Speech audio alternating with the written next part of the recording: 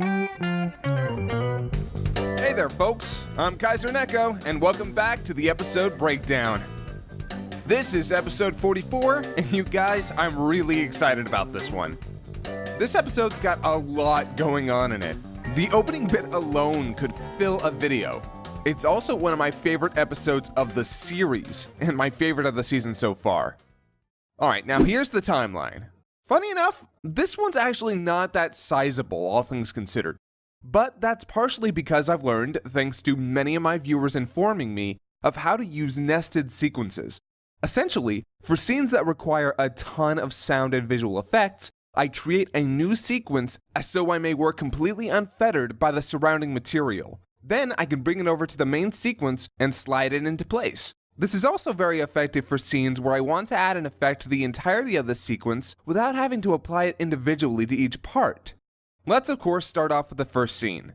There's a lot going on here, some of which may seem obvious and some of which might be a bit more subtle. First, the sign in the background. Of course, I created these signs in Photoshop. They're rather plain, but I wanted to capture the mundane nature of road signs. But the big effort was getting Cell to walk in front of it and turn his head. This required the Rotobrush tool in After Effects. As you see, the Rotobrush tool selects either the object in question or the surrounding objects, then erases them from the shot. There's a lot of fine-tuning that goes into this, but it can be very effective to save a whole lot of time when trying to mask objects over another shot. I tend to still use Photoshop for static images though. This shot here with the panda sanctuary keeps the original panda from the scene, but replaces the rest of it with a logo created by Mark Swint, the engineer.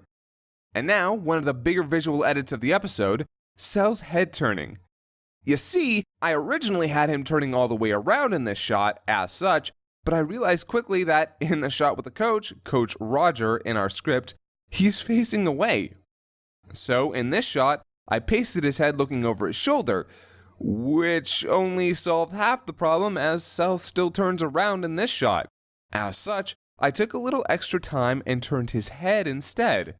It's not a perfect turn, and I almost went back to fix it, but I actually felt like the little bit of jitter made Cell's head turn look freakier and more jarring, thus funnier.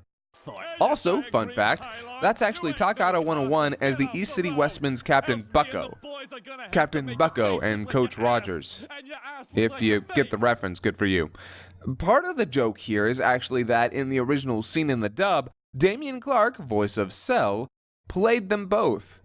Also, this dude over here is the subject of a simple mosaic. If we remove the mosaic, my video gets pulled for obscene content. Lastly for this scene, the music in the background is a cover of Jeepers Creepers by the Pupini Sisters. Why? It's actually an obscure reference to the movie Jeepers Creepers 2.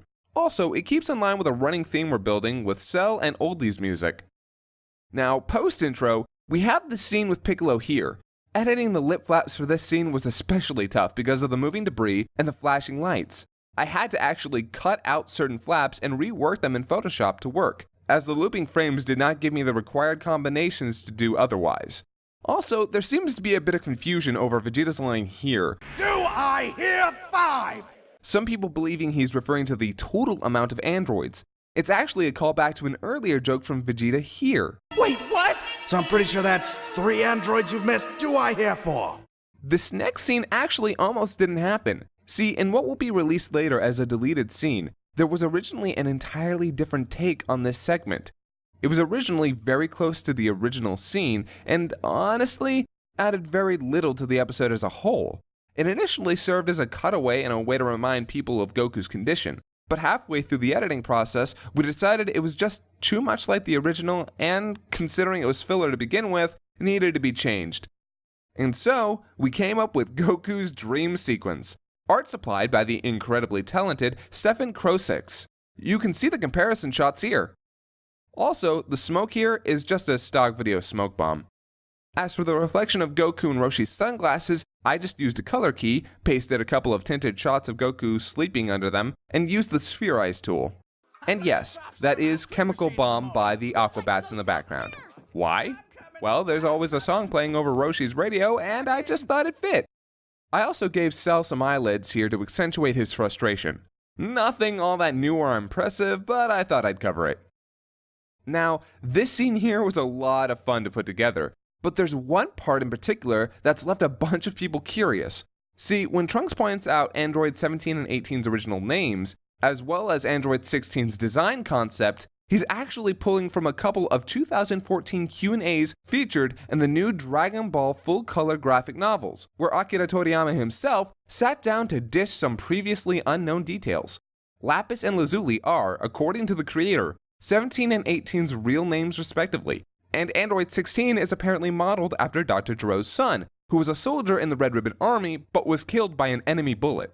Thanks to the folks over at Kanzenshuu for their efforts in translating these Q&As. Now we're all learning, yeah! And finally, this last scene is one of my favorites in the show. We've never done something quite like it before, and it took me a while to get the right music placement, sound effect mix, and visual cues. Actually, there's a couple of big visual edits here too, as well as a very obscure reference to an older joke.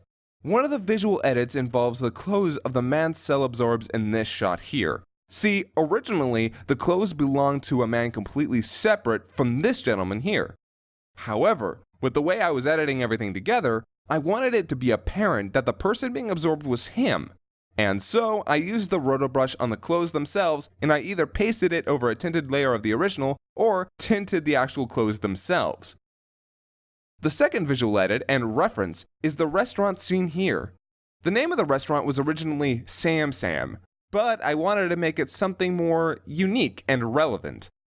I changed the name to La Nuit Serrée, which, if you know your French or are familiar with Google Translate, means the tight anus or tight ass.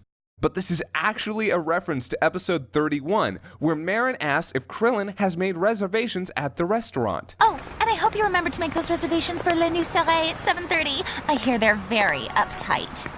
Lastly, thanks to both Rice Pirate and Chris Zito for their hard work during the radio segment. Their performances made this scene. Also, yes, I know, there are two flies in episode 43. Also, I said exhibition instead of exposition. Thank you all so much for the helpful comments pointing out my flaws. I appreciate the dedication. But seriously, yeah, I'm a dork. The flies are actually the continuation of a long-running joke of people seeing terrible things during the solar flare and, well, considering Cell's design, I thought they'd be appropriate. And that's it, folks! Thanks so much for all the support, and I really hope you all enjoyed not only this episode, but the breakdown as well. We're currently busy working on episode 45, as well as Hellsing Ultimate Abridged episode 5. And if you're still wondering about Attack on Titan Abridged, it's still on indefinite hiatus. If you want to know why, please check out the TFS news for May 20th. We cover all the details there. In the meantime, please do check out our latest TFS gaming videos. We're actually putting up a ton of new TFS plays, not just Krillin and Vegeta and Appa. Also, we're gonna have some big shirt designs coming out soon. Thanks to all of you for your support so far. Now, if you don't mind, I have a Canadian who's been staying at my house for the last month to tend to. Taka, get out of the pantry! Oh. God damn it, those sun chips are not for you!